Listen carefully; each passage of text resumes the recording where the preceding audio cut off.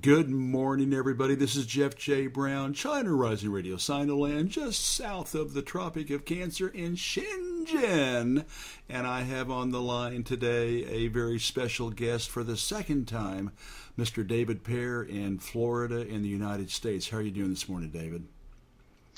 I'm doing great, although it's afternoon here in Florida. That's right. I'm on the other side of the world, but no, I'm really happy to join you again, and thanks a lot for having me on. For fans and followers of China Rising, we had David on, maybe a month or so ago to talk about Korea, and he's very, very knowledgeable about Korea, and he is one of the founding members of the American Bioweapons Truth Commission, which you all will be hearing more about in the next month or so. But he is also extremely privileged and extremely rare, a rare individual indeed, because he has actually traveled to Palestine, not just once, not just twice, but now 3 times. And so before we get started, I do want everybody to know that I did live and work in the Arab world for 10 years, and Arabic was actually the first language I really learned fluently. And so I lived with Muslims for 10 years and even wrote about Palestine and the book 44 Days, my first book, stating that the gates of Jerusalem had changed hands 44 times in its 5,000-year history and undoubtedly will change hands again, and bemoaned the genocide going on there. And so I take the issue, the problems in Palestine very, very seriously and follow it, even though I live here and work in China, because I think it is a barometer for everything that's wrong in today's world. So I just wanted to get David on. I know he went on 2 different trips that were very political, and then his last one was with his wife, which was personal. David and I have no notes. I just want to hear David talk and talk about his experiences in occupied Palestine, and then when he went into the state of Israel. So just, David, go ahead, and I'll just kind of chime in and tell us your impressions and your thoughts. Well, great. Thank you very much for that kind introduction, Jeff. Let me just mention, I do feel a little bit guilty, quite guilty, quite frankly, that I'm spending so much time studying Korea, because Palestine is really, I don't know, it's an equal love anyway. Maybe it's my first love or equal, but what's going on there is just horrendous, and I do think that it probably is for such a tiny part of the population of the world, it really is key to, I think, to so many of the troubles that we're having all over the world, but certainly, of course, in the Middle East, where the U.S. has been most involved for the last several decades of destroying countries. But I don't know whether to start with my last trip, which, as you mentioned, was more of a personal trip. Personal, and I don't know how it can be personal. I can't go to Palestine and have a personal trip. Okay, it was political. I was thinking all the time that it was political, but it was actually a religious pilgrimage that I went on with my wife's church, which I now belong to as well. After we got married, I converted. My wife is Russian Orthodox, and her church, the Russian Orthodox, St. Gregory's Russian Orthodox Church here in Tampa, is the center of her social life. And having been to Palestine before, I knew that my wife would really enjoy going there. I mean,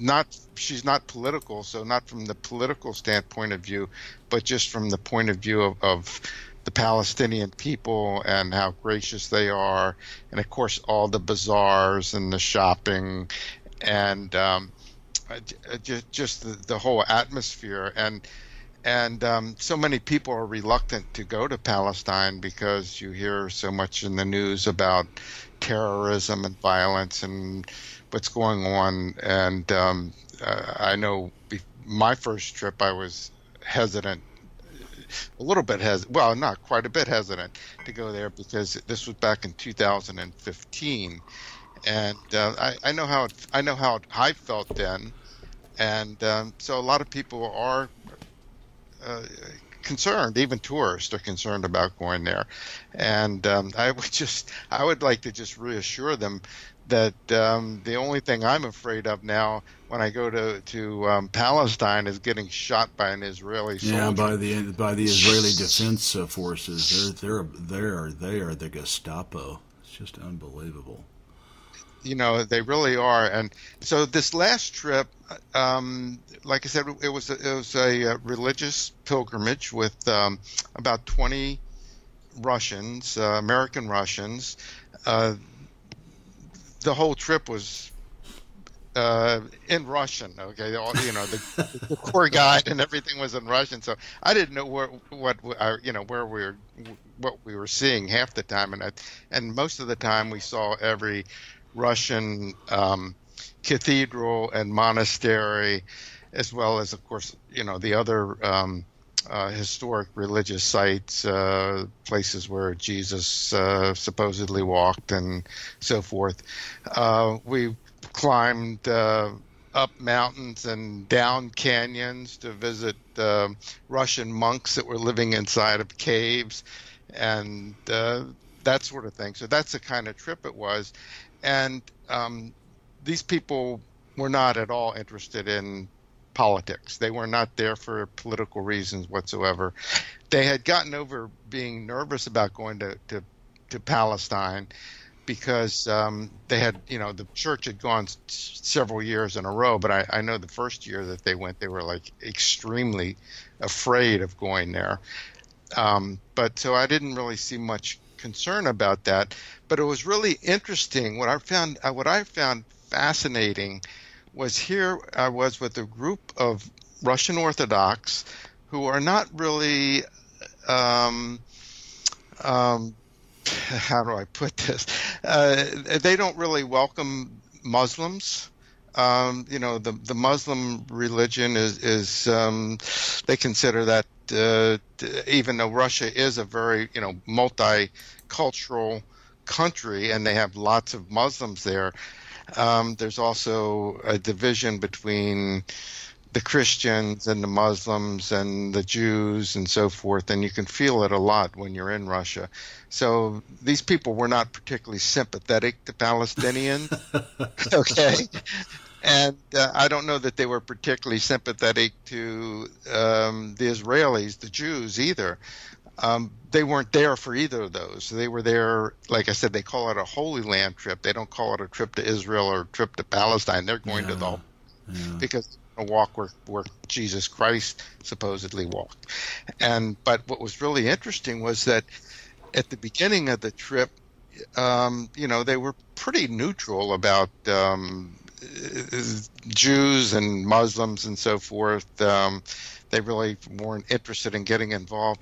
But by the end of the trip, even though Israel does everything they can to hide what's going on, and they do a very good job of hiding it, by the end of the trip, and it was only 10 days, everybody, all of the Russians and a few of the American husbands that went along on the trip were just flabbergasted that it's a police state, that the Israelis are running a police state there, and it is kind of hidden.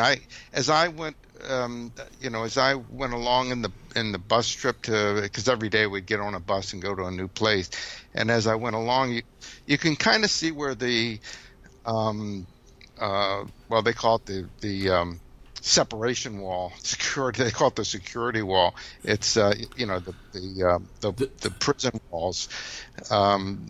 They have a pretty good way of hiding them. They almost look like Jersey barriers or sound barriers like that when you drive along, because the situation is that there are super highways that only Israelis and internationals can drive one, and Palestinians cannot Yeah, drive it's one. apartheid. It's apartheid, just like in South Africa back in the up until the 80s. It's complete and total apartheid. It is. It really is, and it's getting it's getting worse and worse. But we spent most of our time in Palestine because that's where really a lot of the holy sites are, and we stayed most of the time in Bethlehem. So every time we went, in and out of Bethlehem, we were always going through checkpoints. And as a busload of tourists, you don't really notice the checkpoints too much, but sometimes the Israeli soldiers would walk through the bus with their machine guns, and they might ask one or two people for a passport and then dismiss them and go, and let the bus roll on through. So they have no idea what's going on with the Palestinians trying to get through those checkpoints. But they did see quite a bit of it, and even as much as they try to hide it, it really came through loud and clear. In fact, one gentleman who happens to be ex-military, he was disabled, 100% disabled in the military, I believe in Iraq. And he came back and he said, when next time I saw him, he said, I wrote Trump a letter when I got back, and I told him if he wants to know what's going on there, he ought to go there himself because it's a police state. I mean, and this is from a conservative military guy that I would have least expected to say something like that, or to even write Trump a letter. So it's and then what's going on now has really got me upset. Of course, what's gotten me upset about is not only with the Land Day massacre and the gunning down of unarmed protesters in Gaza, and that has me extremely upset. But then also I'm extremely upset because it's getting such little attention in the press. It's just unbelievable.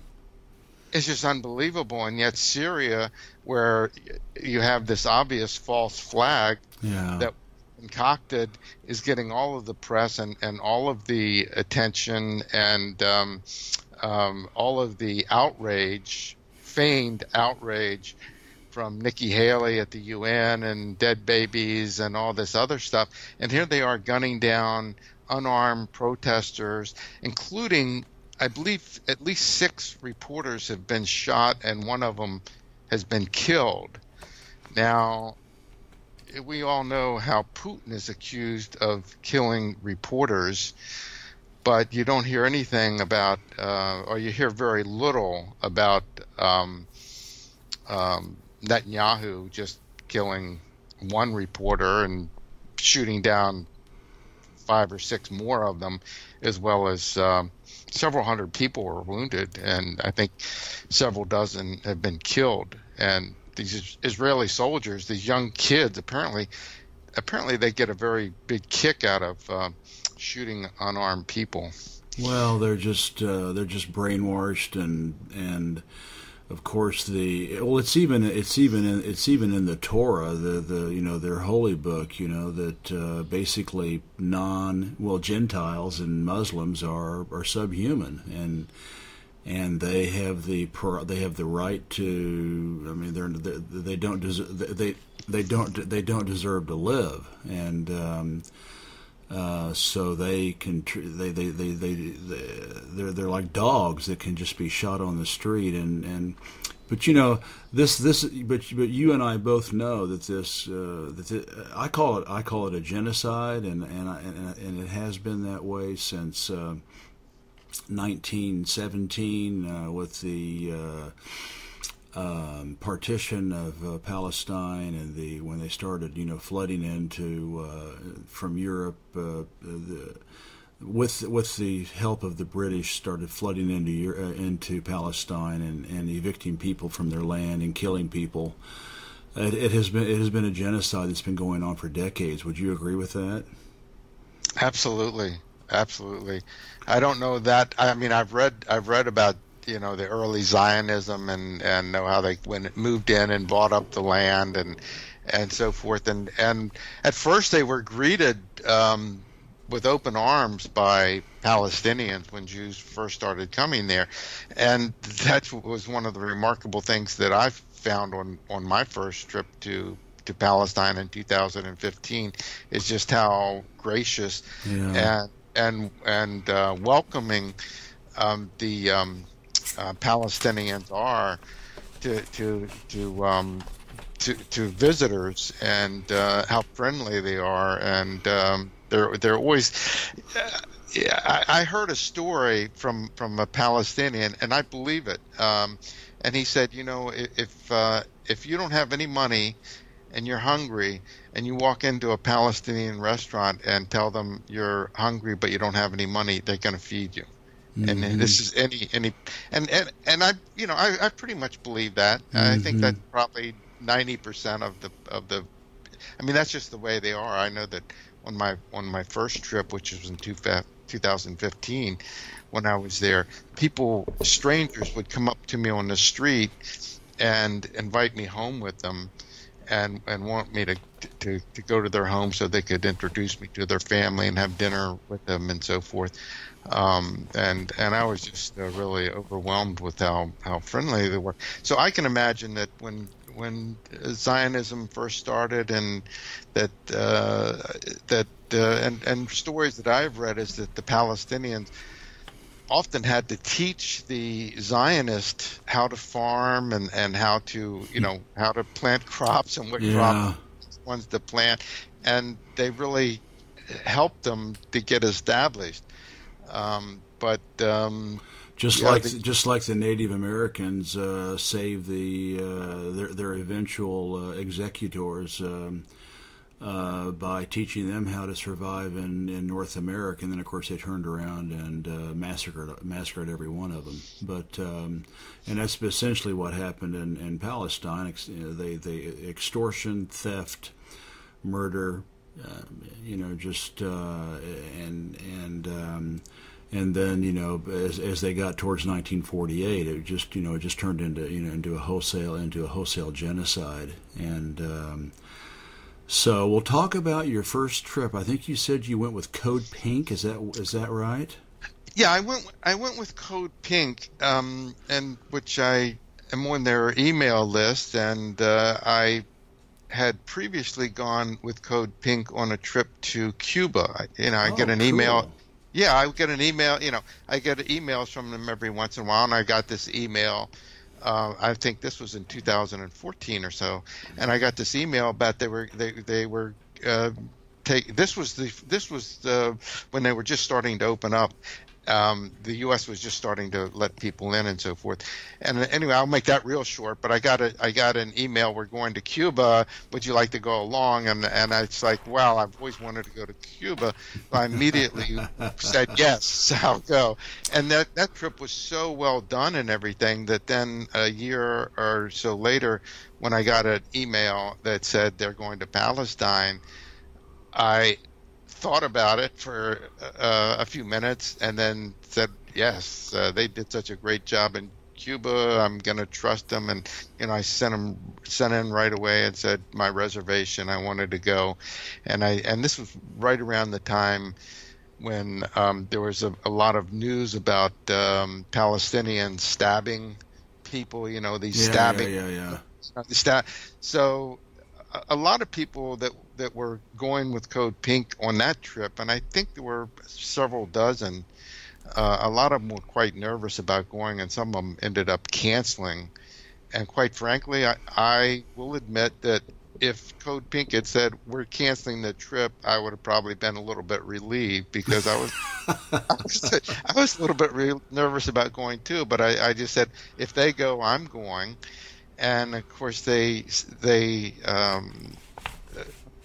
were not willing to say that we would be 100% safe. They said there's always risk and so forth and so on, but they couldn't assure us of our safety. But They felt that that the risk was not that great. But a lot of some people just, like I said, they just don't. They're just afraid to go there. But anyway, so I went with Code Pink, and that was a 10-day trip, and that was we spent all of the time in Palestine except for when we landed at Ben Gurion Airport in Tel Aviv, and when we took off from Ben Gurion Airport after we left, and which in itself is a little bit tense because you never know if Israel's going to let you in or not. Yeah. Code Pink is now banned from entering Israel. Medea Benjamin and a lot of the other leaders, they can't get into Israel anymore. So actually, this was part of that's because it's a police state. Exactly, and I didn't know if I was going to be able to get in, and that was one because of my first and second trip was very political, and I was pro-Palestinian and everything, and well, I'll tell you about that. But I didn't. That was another reason I went with the church group. I figured that would be a good cover to get in because I wanted to go. I wanted to go, and as you never know. I mean, I've written articles about Palestine. I've not quite as discreet as I probably should be about being pro-Palestinian when I'm there. And there's lots of spies and there's lots of informants. So it's just surprising that when you get there, because what happens is you buy your ticket, you go to Israel, you get off at the airport, you go through customs, and they give you your visa when you get there. So you never know if you're going to get a visa or not, and if they don't let you in, then they deport you. Yeah. And so in any event, so this first trip we went through this whole thing. We didn't want to go as a group and say, well, here we are from Code Pink, we're taking a trip to Palestine. So we were instructed to go in individually, and they said, if you feel comfortable lying, you're going to have to maybe tell a white lie or two, and that's a personal decision that you're going to have to make. And so when I went, I didn't have any. I would have thought, going there, I thought they're going to have, Israeli intelligence. They've got such a great reputation. They're going to know that Code Pink is coming. They're going to know all of our names. We're going to get stopped as we try to get in, and I went right through. But then I'm white and bald and old and look a little bit Jewish, and so I didn't have any trouble. But there is racial profiling, and anybody that looks at all Asian or South Asian or Palestinian or Arab, they get stopped and they get questioned quite thoroughly. And a number of the people that were there that were South Asian, they're American people, they're American citizens, but they're South Asian descent. They got stopped and they got questioned very thoroughly before they were allowed in. So it's it's the same leaving. When you go to leave, it's not like, why would they give you a hard time leaving? But they often will, wanting to know where you've been and what did you do and who were you with and all of this other stuff. And gosh, can I take? Well, I can tell you what, David. This can I share a story with you? When I went to Palestine back in the 1980s. Mm-hmm. What you just described, this has been going on for a long time. I went there in about 1983 on a business trip. Now I spoke fluent Arabic, and I was at the airport in Cairo, and of course I now realize they had spies all over the darn the Mossad, Israel's Secret Service, SS. Had spies all over the airport in Cairo, and they heard me speaking fluent Arabic. And then they saw all these stamps from all over the Arab world in my passport. Well, it was a late flight, like at midnight, and I got to the hotel Tel Aviv when I was, or was it, I can't remember, Tel Aviv or Jerusalem. And I go, it's like, I go up to my room and I open my door and there's this guy sitting there. A Mossad agent is sitting in my hotel room waiting for me. And he's flashing his holster gun. He wants me to know that he's packing heat, that he's got a gun. He starts drilling me with questions. It's 2 in the morning. He rifles me. He opens up my suitcase, rifles my suitcase. Literally throws, to intimidate me, throws all my clothes out, all over the room. They wanted me to know that they were watching me. And so, they actually had the time from the Cairo airport to send a cable to back home and have a Mossad agent waiting in my hotel room. So I knew, and I was just there on a freaking business trip. I'm with an American passport. And then they did the same thing to me. So I knew I was being watched the whole time. And then they did the same thing to me on leaving. They grilled me. They held me. Every other passenger on the airplane leaving. I think I was flying to Addis Ababa, or it's just some place, because I was a regional director for Africa and the Middle East. And they held me at the very end. They held the plane for me. They made sure I was the last person on the airplane. They rifled my suitcase. They dumped all my stuff out to humiliate me and intimidate me to leave. They x-rayed all my stuff 2 or 3 times. They threw all my stuff back in the suitcase, all unfolded, and they just jammed it into my suitcase. And get a load of this: a bus with 2 Mossad agents met me to take me by myself in the bus with the entire airplane full of people waiting for me.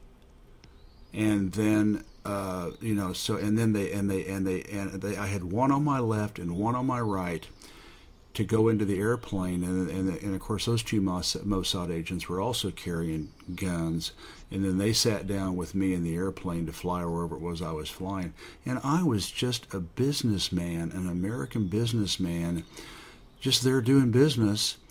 And but because I was a fluent Arab speaker, I was a perceived threat for the, and this was in 1983, wow. David. So this has been going on it has been a fascist police state. Israel is a fascist police state, and it is not a democracy. It is a fascist. It is a fascist police state, and I got a taste of it in 1983. So there's nothing new. There's nothing new going on, and you bet your sweet bippy they knew who you were, but they let you in. But I can guarantee you that every one of you were being watched. I'm sure. Have you been back? No. I did my business there, and to be honest with you, I wasn't too excited about going back because I was afraid I could be. They could have arrested me. They could have accused me of being a spy. And there would have been nothing I could have done. I would have been completely helpless. Arab-speaking American. Passing information. Of course, I wasn't. I was a regional director of marketing in Africa and the Middle East, but my Arabic was flawless. It was. I could read. It's rusty now with all my Chinese, but I could read, write, and speak Arabic flawlessly, and that was a perceived threat. And the fact that that I have an American passport meant nothing. It offered me no protection whatsoever, because and the American government would not have done a damn thing for me if they had have arrested me and accused me of anything. In fact, they would have probably helped the Israelis, put me in prison. So they knew who you were. They knew who every one of you were. I guarantee you, they had everything on you. And but they know the enemy's there. They're watching you, and then they can also learn a lot by what you do and don't do.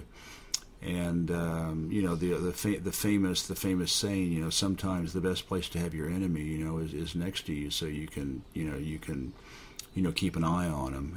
And that was the case for you guys. So tell us about where you went in Palestine with Code Pink. Oh, well, we did a really pretty extensive tour. It was only 10 days, but trying to think where it was 15. But I mean, we went to Jerusalem. We went to, in fact, we went straight from, we all went in separately, incognito, and then met in a hotel in Tel Aviv, and then we didn't stay there that night, and then we got on a bus and we went to Jerusalem, and we didn't stay in Jerusalem. We crossed into, I think we went to Ramallah was the first stop we went to. And this was the first trip. So as we crossed into occupied Palestine, there was a big crowd of Palestinians. It was a demonstration going on, very, very big. And I thought, oh my God, here we go. Here's the bus going right into this. They could care less. They didn't care about us whatsoever. And what the demonstration was about was they were demonstrating wanting a body back of one of the Palestinians that had been killed, because the Israelis will try to capture the Palestinian. After they kill a Palestinian, they'll try to capture his body. And because just like with the Jewish religion, Muslims have to be buried within they're supposed to be buried within 3 days. Yeah, 3 days. And they will keep right now. They're keeping from this. I think they have 2 bodies now that they've captured from this Land Day demonstration that they're keeping, but they'll keep the bodies for sometimes months. They'll even ransom the bodies back. The family may have to pay to get the body back, and then when the body comes back, it may be mutilated, of course, smeared with pig fat, bacon, and stuff like that. So it's really inhumane and cruel what they do. But so that's what this demonstration was about. And they were they were demonstrating wanting the body back. And so anyway, so we went on to Ramallah, and we went pretty much all over. And I mean, we went to Ramallah, Hebron, Nablus, Jenin, trying to think where else, quite a few places, but we were there for what's called the Olive Festival, and the harvest comes in around November. So we also went and helped olive farmers pick olives, and we stayed in their homes. We stayed in the homes of the farmers. So we split up, and they would put some of us in one home and some of us in another home. Wow. Yeah, that was, and that was pretty interesting. And that's made a lot of really good friends. And like I say, I mean, they were really so gracious and everything. They never asked for anything. They never asked for anything. They were always wanting to give us stuff. I mean, they just couldn't. And here we had so much more than they did, but we did try to take some presents along, with us to give to them. One thing they seem to like magnets from all over the world that they can put on the refrigerator and stuff like that, little things.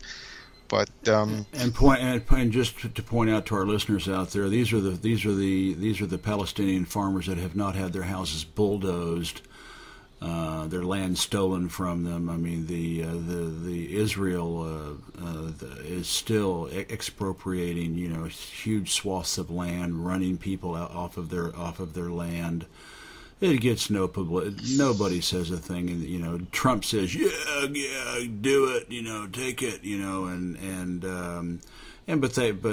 he's more honest about it. But I mean, this has been going on since 1917. And so they just keep absorbing more land, moving the walls, expanding their territory, and it's genocide. It's just ethnic genocide, and it's human genocide. As I said in my book, 44 Days, in this chapter where I was just kind of like, thinking about all this, the big picture. The Israelis the Israelis learned from their Nazi masters very, very well. And, yeah, really. And of course, if you say that, that's anti-Semitism right there. It'll probably get you thrown in jail if you say it in Israel. Yeah. And it's getting to the point where they'll throw you in jail in the U.S. if you say it. Or French, yeah. But you can tell by the way they run their country. For me, like in 1983, and you know it must be 10 times worse with the new technology they have, which we all have. That, I mean, it is a Gestapo police state, and they treat the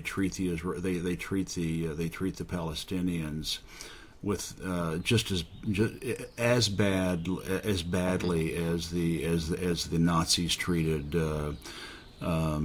Jews back in Nazi Germany. There's not a whit's worth of difference between the two, other than the fact that maybe they had concentration camps, but the Israelis have the largest open-air concentration camp in the world, and that's the Gaza Strip.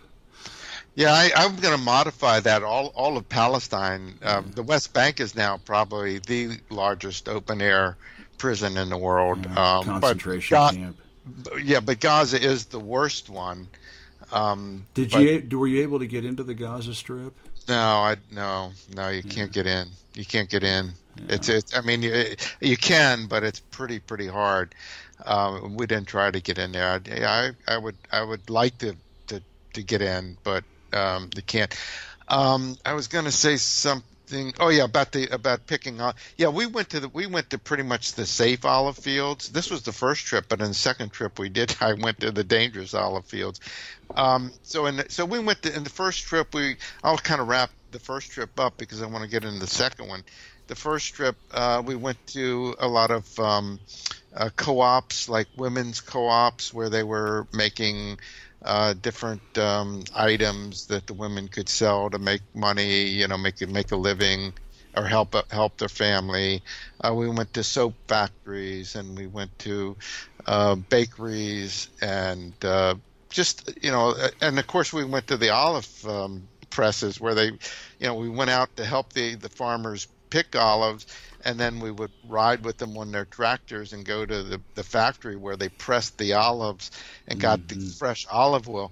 I tell you, there's nothing better than to have a loaf of bread on the other end of that machine. And they stick a bowl under there, and they get a nice fresh squeezed olive oil, and you take virgin olive oil, and it's organic, yeah.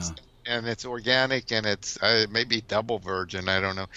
Virgin. I learned what virgin means, by the way, in olive oil, is that the temperature that they wash the olives in, it cannot be above a certain temperature to be virgin. Because if the temperature, they can get more oil out of it. Yeah. Okay. Anyway, that's just the second press. Yeah. No, not the second press. It's just they can make it hot. If the water is hotter, they'll get more oil. Yeah. It's not as good. So if the water, it has to be, and it has. Anyway, that's the trivia. So that's what we did on the first trip, and I promised a lot of these people that I made great friends with Palestinians. They're just so easy to make friends with. They just terrific people, and so I made friends, and I said yes, because the only people supporting them in the world are internationals, individual internationals. They don't have any government support. They have no allies, but they really need internationals to help them. And even their supposed Muslim brethren. Well, I think we could say, I mean, as best as they possibly can, the Iranians are trying to do what they can with Hezbollah in Lebanon, and at least keeping Israel from taking over Lebanon. But that doesn't help the Palestinians and the rest of the West Bank. But Iran is standing up to Israel and fighting Israel. But that's about it. I mean, everybody, all the Gulf states, and Jordan's just an American puppet. Yeah. And and all the Gulf states are just in the back pocket of Israel and the United States. So yeah, you're right. They are absolutely. They're It's just like in World War II. I mean, they were killing gays and Jews and crippled people and people of color and everybody else, and no one did a damn thing. And the same thing is happening in Palestine today. Yeah, it's really true. They have nobody. So I had promised people that I would come back. I said, okay, I'm coming back. And so when I went home, I had made this promise that I would go back the next year, and Code Pink wasn't going back the next year. So I was trying to figure out. I was going to go regardless. I bought a ticket. I was just going to go on my own if nothing else. But then all of a sudden I get another email, and this was from International Solidarity Movement, ISM, which is they are much more active. They're activists. They're international activists, and they really want people to commit to. They would like for people to commit to go there for 6 weeks. A lot of people can't make that commitment, so they'll do 2 weeks or 3 weeks or whatever they can. And they also want people to go through training. They have their own training program for nonviolent Resistance. Okay, and you have to go through that training. So I got this email. It said we need people to come for the this olive season, and we need people to come for the olive season because the olive farmers are, they're being threatened by settlers and so forth and so on. And it was funny because not funny, but it was a coincidence because I already had my ticket, and here I get it, and I was like, I didn't know who this organization was, but I asked a few people, and they said, "Oh yeah, that's a great organization." So I said, "Okay." So I told them I was coming, and again, this was secret. It was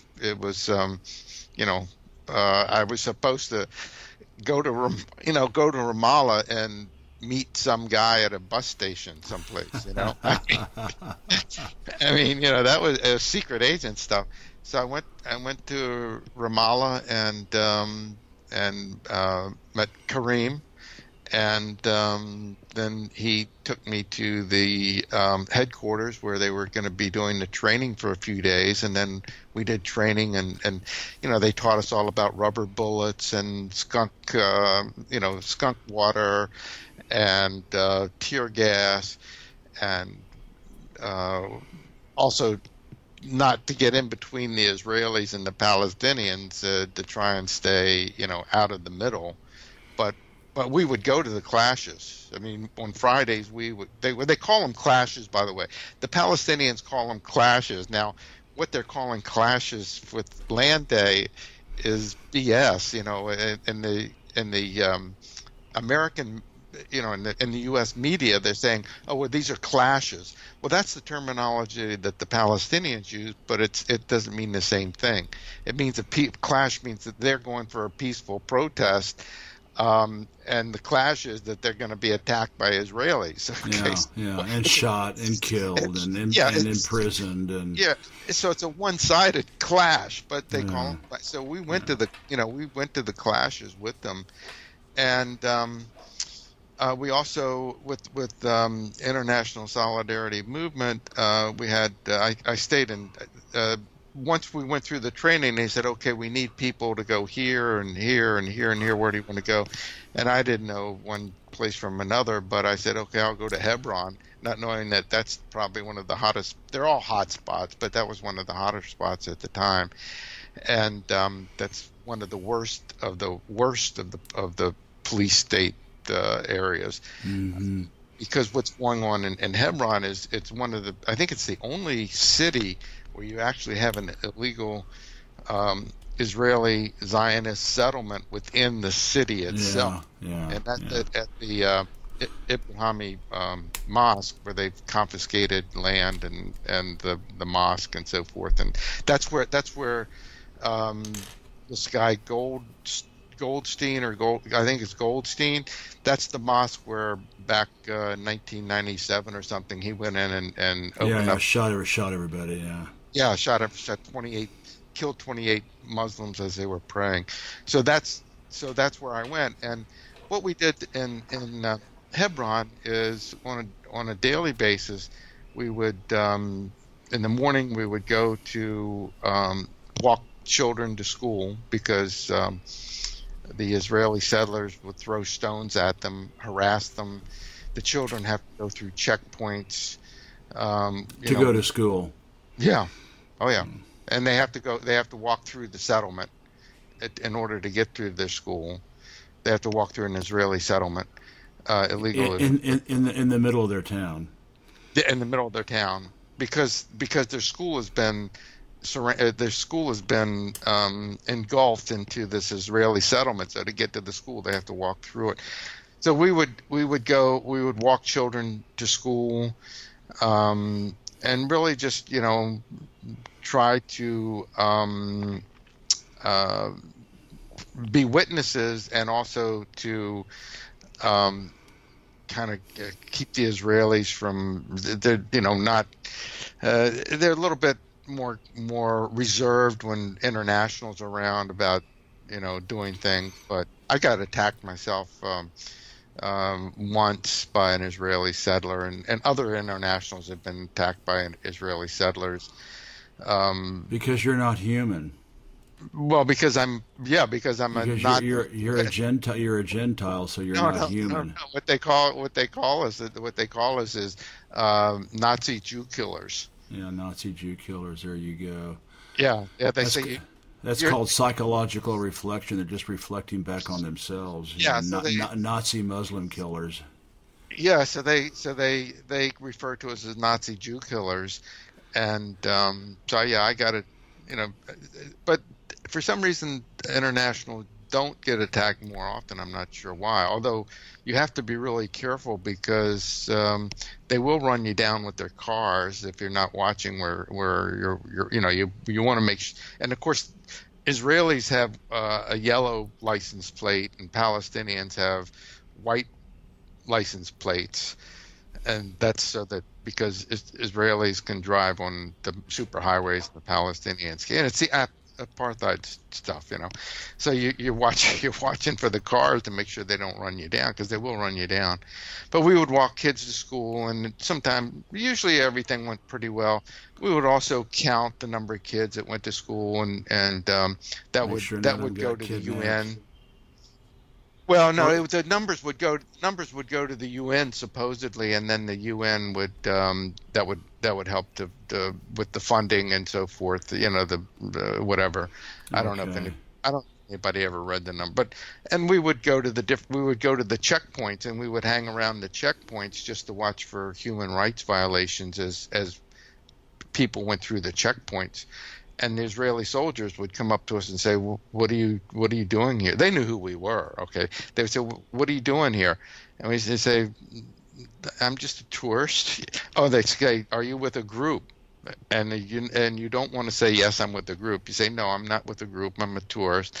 And they say, well, why are you hanging around this checkpoint? And you argue with them. You give them a hard time. You say, well, is there anything against the law? Like, can't I stand around this checkpoint? Well, no, there's nothing against the law. But you have to stand over on the side out of our way.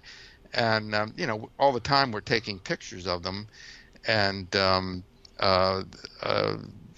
taking, and especially if they start searching bags or if they start frisking people, or if there's any, and then we also report the numbers, how many people got frisked, how many people had their bags searched, and so forth. Keeping records of all this. So that was one part of it, and then another part, I went up to Nablus and went out picking olives again. Now these were olive farmers that were having their olive fields enclosed by settlements that were going up. So these farmers, when they went to their field to pick olives, they would have to cross, into or near an illegal Israeli settlement, and they would be harassed by settlers.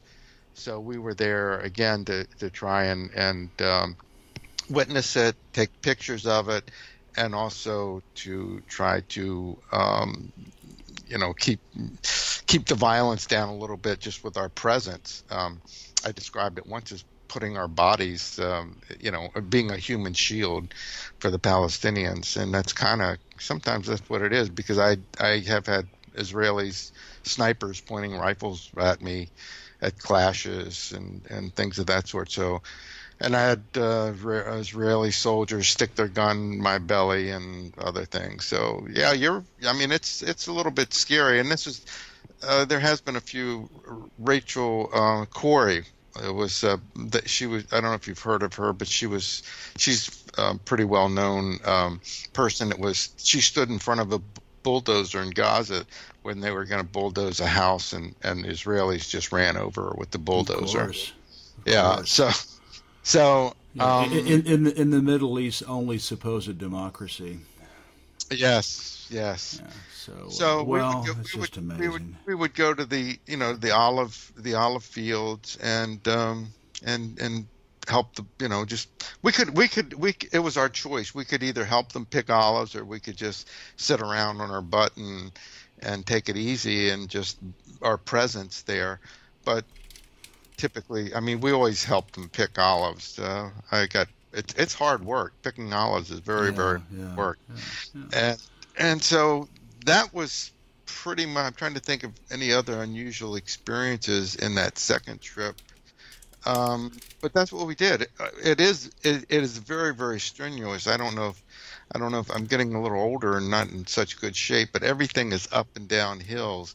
It's a lot of walking, and it's very, very strenuous. And we would also walk teachers to school, and I would be walking sometimes back from an assignment of helping, and we always went with in a group of two, and we're walking back from walking school children to school, and a teacher would come up and say, a woman teacher came up and said, "Oh, would you walk me to school?"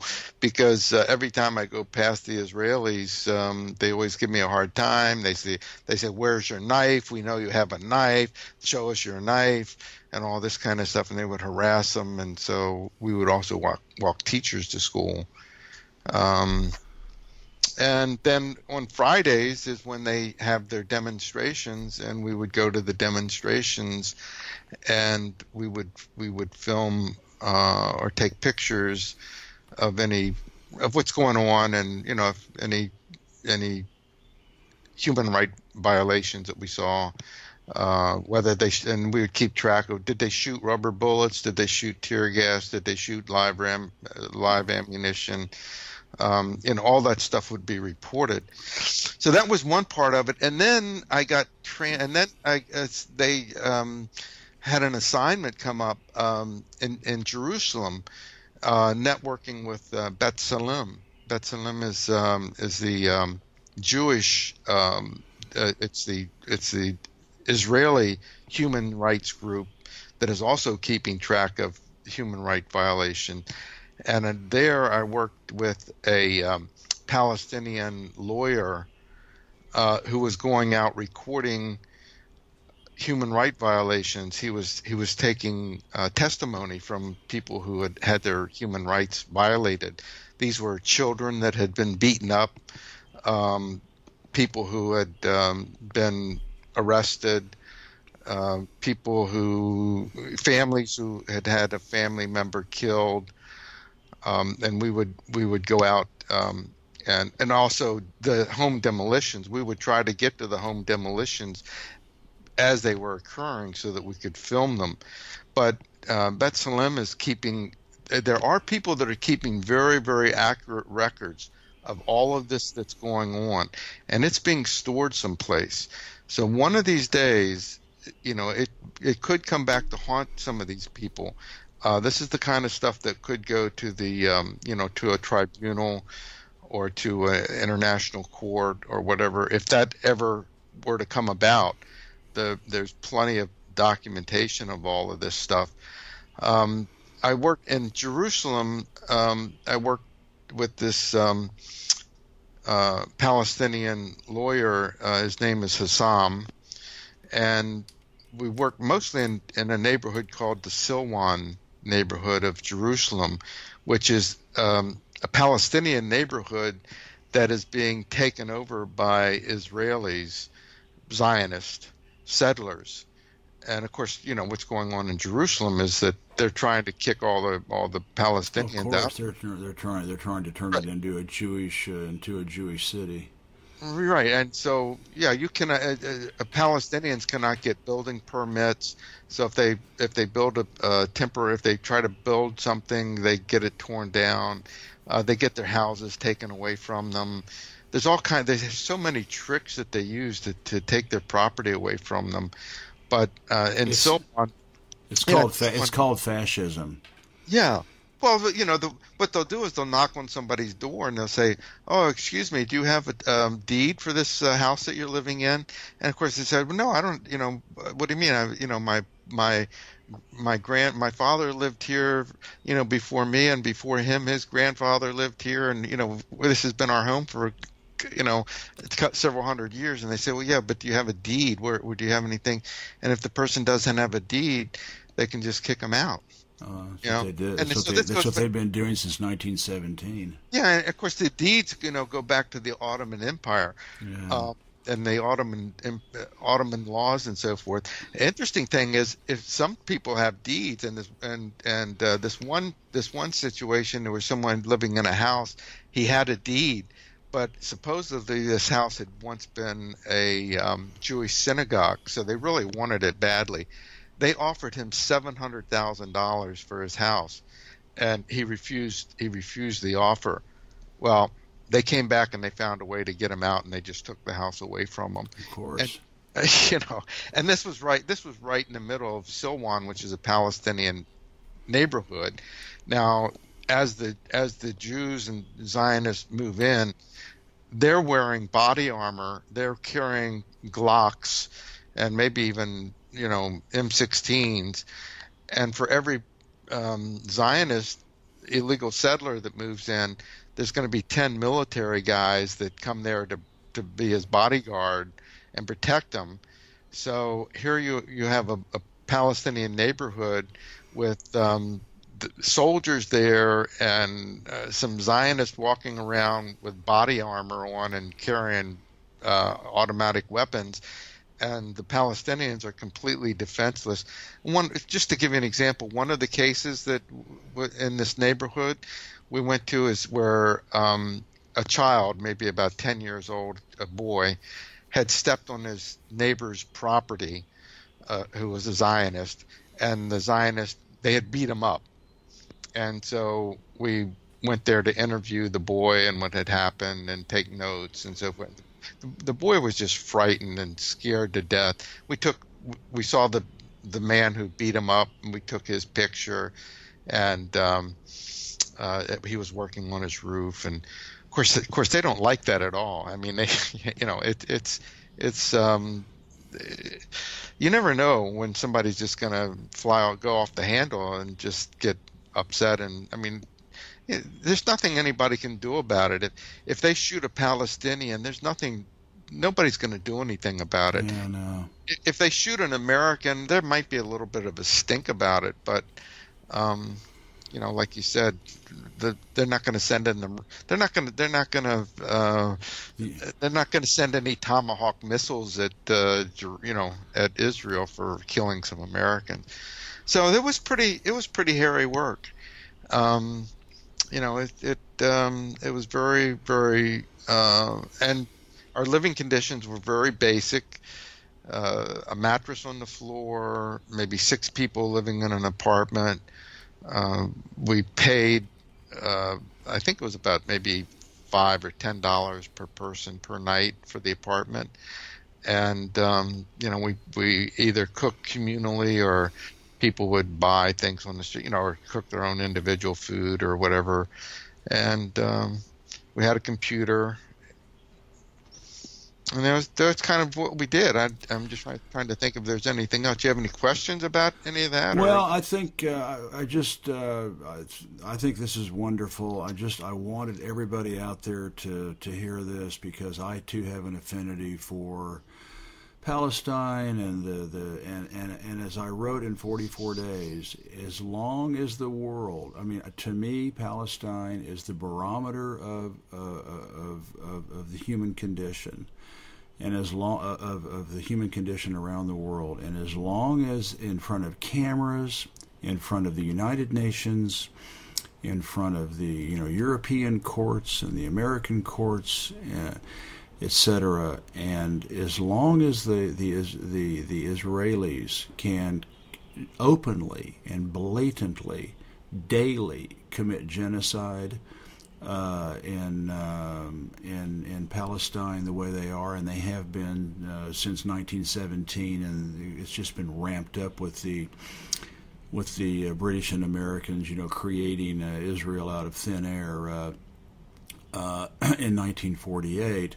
As long as that is allowed to go on, there will never be peace in the world, because if they can do that, then it basically is it basically is saying, well, the Americans can do it too, the Europeans can do it too, and they do, and so they're literally getting away with genocide. And there's no repercussions. There's no blowback. Nothing's happening. And until that situation is resolved, I'm not very optimistic about world peace, because it's just it is open and blatant genocide happening before our very eyes. And as you said, no one's doing a damn thing about it. Yeah, and the Jewish lobby is just so strong. I was reading today. There's a Canadian journalism organization, like I can't remember the exact name of it, Canadian Free Journalism, whatever. They're supposed to protect journalists, and they spoke out very strongly, and they said that about Israel killing journalists and shooting down unarmed civilians on Land Day, and they've made a very, very strong statement. And within no time, all of their funding had been cut. Oh, of course. And they had to withdraw the statement, and they had to they fired the people that were responsible for making the statement.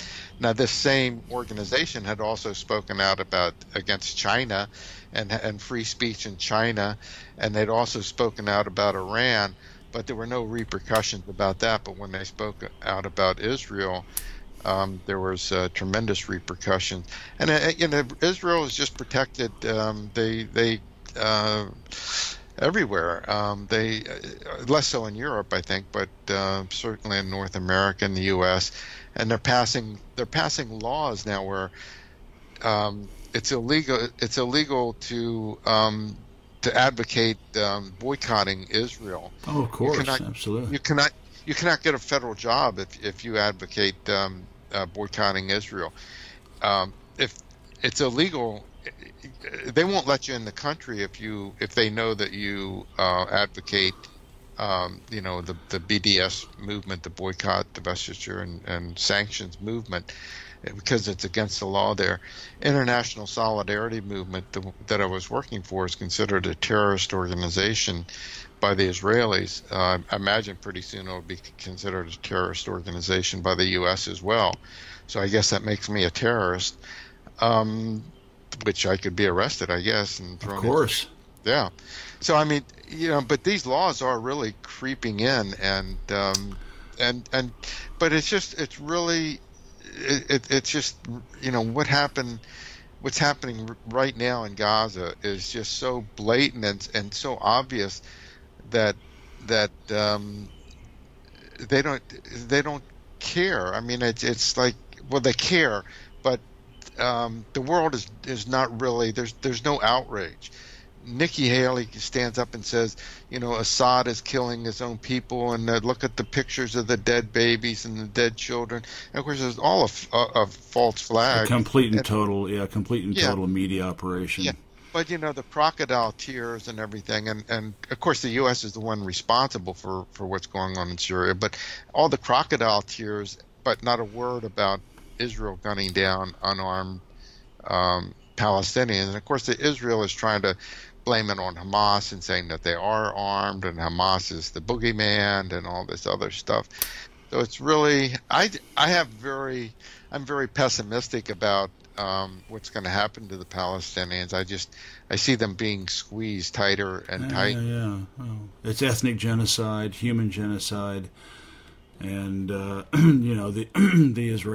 Zionists, want to take over, Lebanon. They want to take over Jordan. I mean, they have the grand dream of Greater Israel, the Sinai and Egypt. I mean that's their ultimate goal, and they'll kill millions of people to do it. They don't care. And they'll spend every last American dollar and every last American drop of blood doing it too. Yeah, absolutely. Hey, well, listen, David, this has been a wonderful interview. I know my show's China Rising Radio, Sinoland, but and a lot of people are focused on China, but I really wanted, me having been there in the 80s and worked in the Arab world, from 1980 to 1990, and when I found out you had gone 3 times, and I just wanted to get people on the show to just hear, your stories especially, but even what I went through back in the 1980s was just unbelievable. And that, and also I will put it in the article, there is a 4-hour, actually it's almost 5 hours, a 5-hour series that Al-Jazeera came out with, maybe 10 years ago, called Al-Nakba. And it's a 5-part documentary about the history of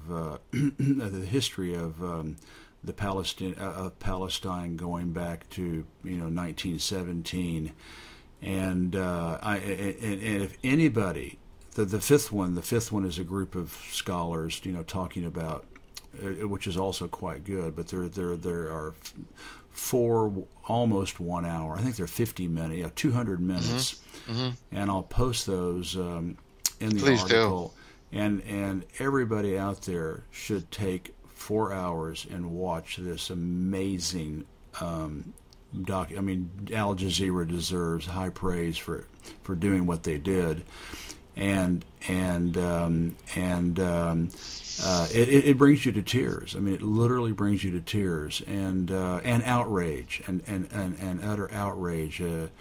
When you really get into the history of what's been going on, and so I just want everybody to get out there. I've written about it, and David's been there 3 times, and I just want to get people out there just to be aware of this and understand it and how important it is in world events. So thank you so much for coming on. For a second time. Thank you very much. Thanks for having me. And now I'm homesick to go back to Palestine. They're lovely people. They really are great people. Yeah. Well, Arabs in general are just amazing people. Hey, well, listen. Enjoy your sunset. I'm going to enjoy my sunrise. And thank you. And I'll have this up within 24 to 48 hours, and you'll hear about it, and let's shout it out to the world. Well, thank you very much, Jeff. I really appreciate the opportunity. All right. Have a wonderful day. You too, and you're doing a great job. Thank you. Bye-bye.